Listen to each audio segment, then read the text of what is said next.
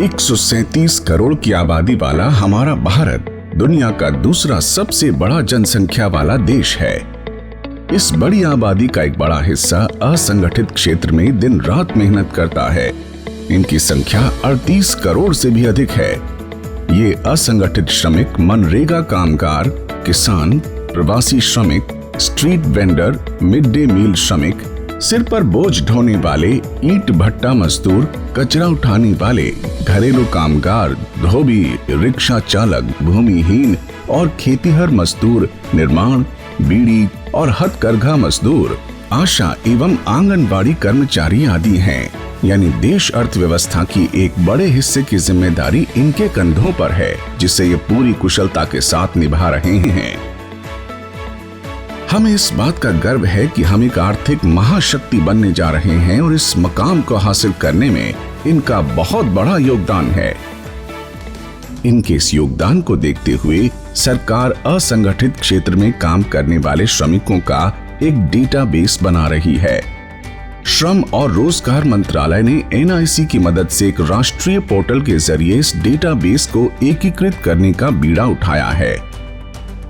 इस पोर्टल पर असंगठित क्षेत्र के श्रमिकों का रजिस्ट्रेशन किया जा रहा है और उन्हें एक UAN कार्ड दिया जा रहा है। इसके लिए श्रम और रोजगार मंत्रालय एवं CSC के बीच एक समझौता हुआ है, जिसके तहत CSC इस डेटाबेस को समृद्ध बनाने में मदद करेगी।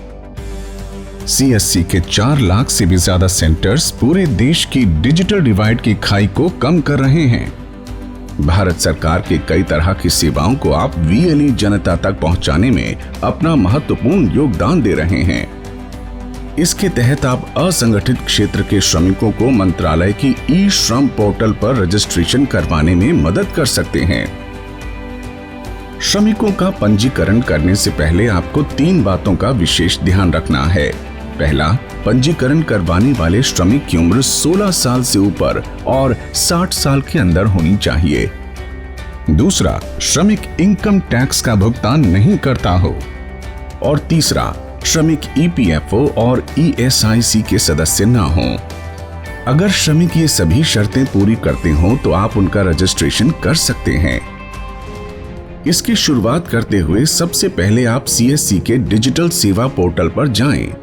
लॉगिन करके वहां ई-श्रम सर्विस सर्च करें। यहां आप ई-श्रम के पेज पर रजिस्ट्रेशन थ्रू CSC डिजिटल सेवा पर क्लिक करें। इससे आप अपनी ई-श्रम के डैशबोर्ड पर आ जाएंगे। यहां आपको अब तक हुए रजिस्ट्रेशन की पूरी समरी दिखाई देगी। अब श्रमिक को रजिस्ट्रेशन करने के लिए न्यू UW को चुनें। श्रमिक से उनका मोबाइल नंबर पूछें, कैप्चा कोड भरें। पंजीकरण के लिए EPFO और ESIC के मेंबर न होने की घोषणा नो ऑप्शन को चुनकर करें। इसके बाद सेंड OTP पर क्लिक करें। श्रमिक के मोबाइल पर एक OTP आएगा, उसे भरकर वैलिडेट करें। वैलिडेट करते ही श्रमिक का आधार नंबर पूछा जाएगा। आप श्रमिक से उनका आधार नंबर लेकर उनकी आधार संख्या भरें। eKYC के लिए आप श्रमिक की फिंगरप्रिंट, आंखों की आइरिस या फिर OTP में से किसी भी एक विकल्प को चुनकर सबमिट करें। यहां मान लेते हैं कि आप फिंगरप्रिंट का विकल्प चुनते हैं, तो अब आपको अपने स्कैनर पर श्रमिक की फिंगरप्रिंट लेनी होगी। श्रमिक की फिंगरप्रिंट मैच होते ही आप उसे वैलिडेट करें। इससे आधार में पहले से दर्ज सभी जरूरी बेसिक जानकारी का डेटा अपने आप सिंक हो जाएगा। आपकी स्क्रीन पर श्रमिक की आधार eKYC संबंधी जानकारी दिखाई देगी। इसके बाद इस प्रोसेस के 5 चरण हैं जिन्हें आपको फॉलो करना है। इसमें सबसे पहला पर्सनल इंफॉर्मेशन है। पर्सनल इंफॉर्मेशन पर क्लिक करें और श्रमिक से पूछते हुए सभी जानकारी भरते चलें। सेव एंड कंटिन्यू पर क्लिक करें। इससे आप दूसरे चरण यानी एड्रेस पेज पर पहुंच जाएंगे। यहां आप श्रमिक का स्थायी और वर्तमान पता भरें।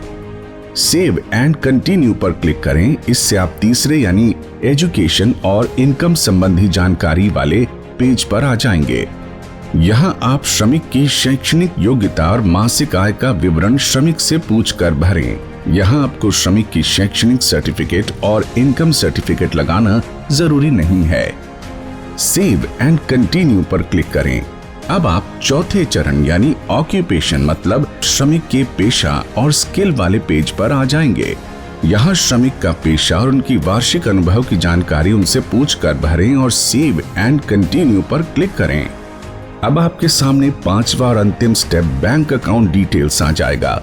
इसमें ये पोर्टल श्रमिक के उस बैंक अकाउंट को अपने आप ऑनलाइन वेरीफाई कर लेगा जिससे श्रमिक का आधार नंबर जुड़ा हुआ है। इसका मतलब अगर श्रमिक के आधार के साथ बैंक अकाउंट जुड़ा हुआ है तो आपको उनसे बैंक अकाउंट विवरण लेने की आवश्यकता नहीं है। यहाँ सेव और कंटिन्यू पर क्लिक करते ही आपको ये पोर्टल प्रीव्यू प्रोफाइल या सेल्फ डिक्लेरेशन के अंतिम पड़ाव पर ले जाएगा। यहाँ अब तक भरी गई सभी जानकारी आपको एक ही पेज पर दिखाई देगी जिसे आप एक अंतिम बार देख सकते हैं।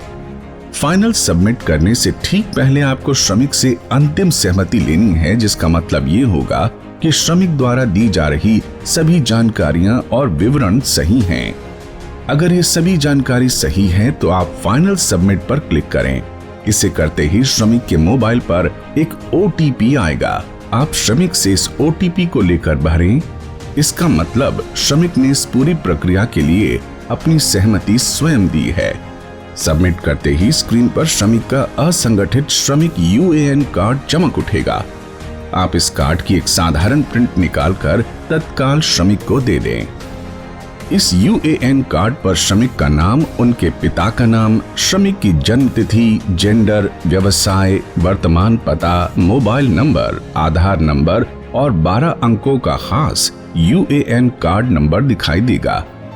इस पूरी प्रक्रिया में आप श्रमिक संबंधी जानकारी सावधानी पूर्वक भरें।